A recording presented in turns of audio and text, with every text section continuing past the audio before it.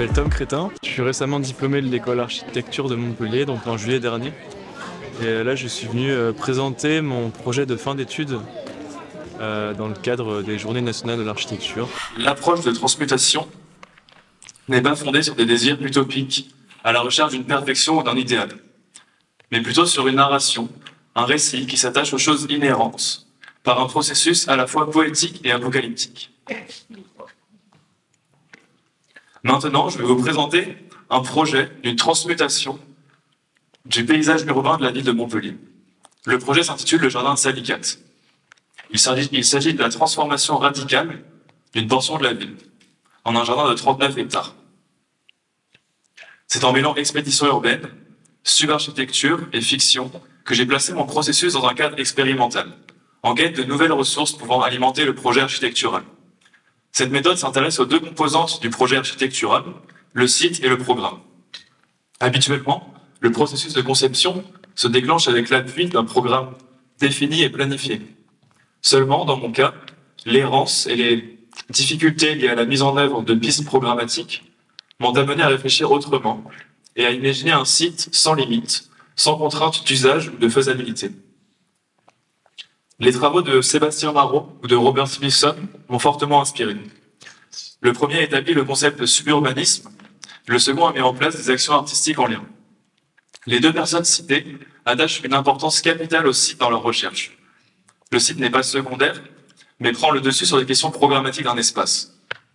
Appliqué à l'architecture, j'ai tenté de m'approprier leurs travaux avec pour objectif de renverser le rapport trop conventionnel entre le lieu de projet et les fonctions qui l'habitent.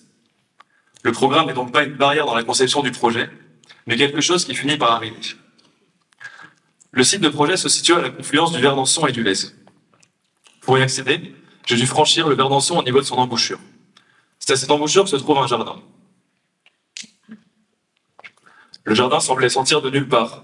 On aurait dit une enclave, une zone sauvage où la circulation et la végétation ne sont pas contrôlées. Puis, au fond du jardin, je suis tombé face à une bâtisse. J'ai appris qu'il s'agissait de l'ancien moulin de Salicate. Son histoire remonterait au XVIe siècle. Racheté par la ville en 2002, il est depuis sans activité et abandonné. Je nommerai dès à présent cette enclave Jardin du Dessous. Je choisis ce terme car il est hors des radars, dans une couche inférieure de la ville, atteignable seulement par les fins connaisseurs ou par les curieux. Le phénomène d'entropie ou de désordre visuel lié au développement illogique et non raisonné des villes m'a fortement intéressé et révolté au même moment. Je me suis rendu compte que le jardin du dessous que j'ai découvert était étouffé par l'entropie urbaine. Cette entropie a été créée par les décisions humaines qui ont dénaturé le paysage à tel point qu'un jardin a presque disparu. Alors, j'ai pris la décision de réagir et de tenter de me rassurer. Pour me rassurer, j'ai commencé à dessiner la fiction du jardin de Salicate.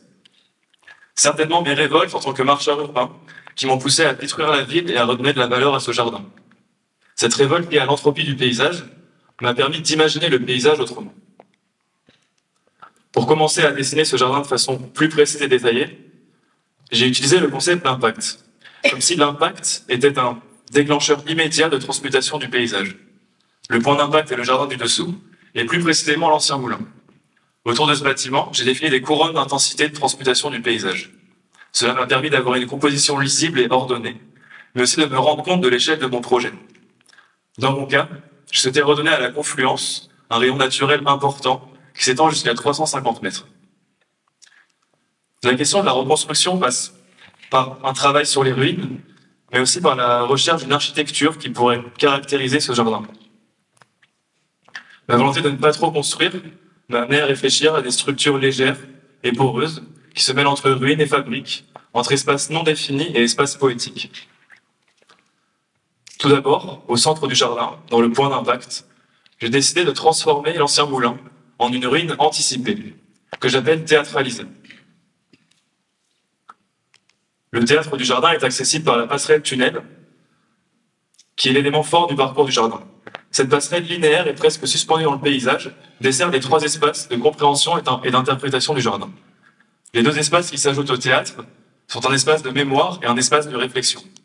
Ils sont significatifs de l'architecture du jardin de Salicate, car ils s'inscrivent dans le processus de subarchitecture et dans leur questionnement sur la ruine, sur le programme. Les deux bâtiments font écho à la ruine dans leur fragilité face au paysage naturel, et aussi dans leur programme qui n'est pas complètement défini. Ils ne sont pas programmés comme tels, mais invitent à la réflexion et à la mémoire. Au-delà des espaces bâtis, j'ai imaginé les circulations qui sinuent entre les espaces sensibles du jardin. Dans mon jardin, les chemins sont des rues, les allées plantées sont des flux. J'imagine que les architectes auront un mot à dire dans les jardins de demain. Si les jardins sont ceux qui s'implantent sur les tissus densifiés des villes, il faudra alors des architectes pour repenser ces espaces.